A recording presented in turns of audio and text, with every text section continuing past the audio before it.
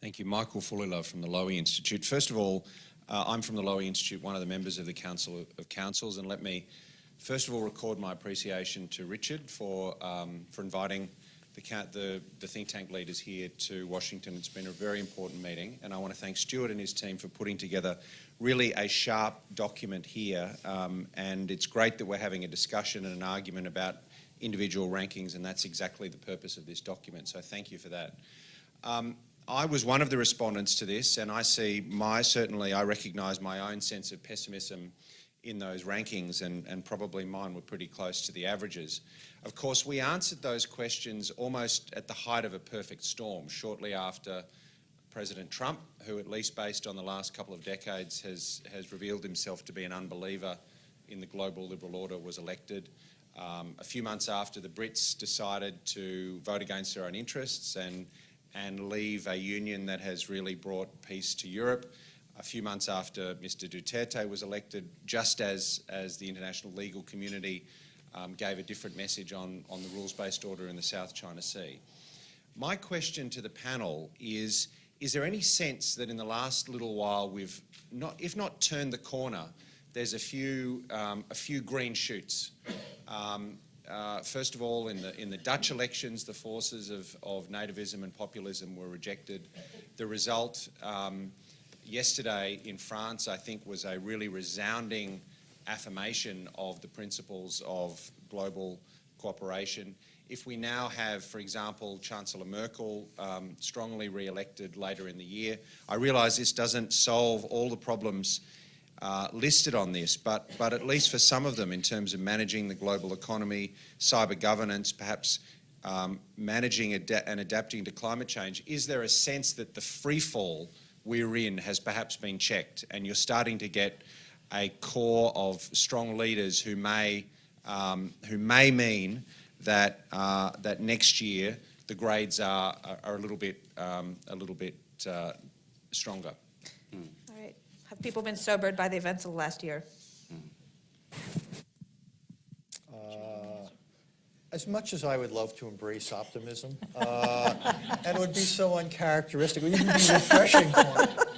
I could write a book with a more positive title. I don't quite see it. Look, I agree that you've pointed to a few things in Europe, Michael.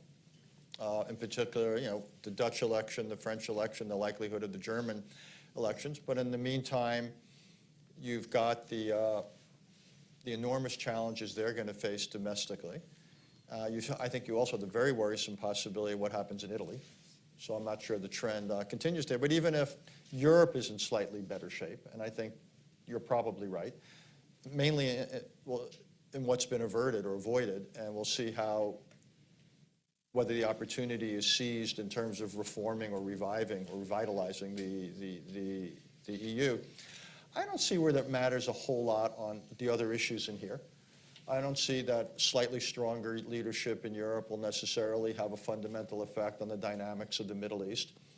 Even if the Paris Agreement remains intact and the United States doesn't pull out, the gap between even an optimistic view of what Paris, its trajectory, and the climate challenge doesn't have a significant effect. It's only a matter of time, I would argue, before we're having a serious international conversation about geoengineering, simply because mitigation has fallen so far short.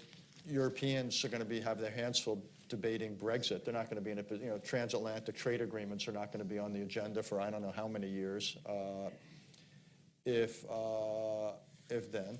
I think there's real, possibly in the trade front you could say, okay, what we didn't do on NAFTA was a green shoot, that NAFTA didn't go the way of TPP. So I guess, maybe that's a mini green shoot, a shootette, which we're all happy to.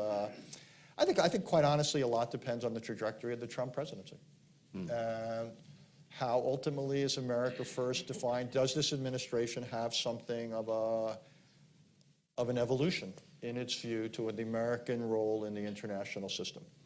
And how does it define its, and I think that's probably, even more than the change in Europe, I would think that's the biggest question mark. And the big test, and maybe Dr. Chen is right, that North Korea is somewhat teed up as a test case of U.S., Chinese, and more broadly international cooperation. It's not really preventing proliferation, it's managing it and dealing with it once it's happened. And I think that might be, that might be the signature event of 2017, for better and for worse. But I think it's probably a bit premature to see meaningful consequences of some of the positive signs you looked at.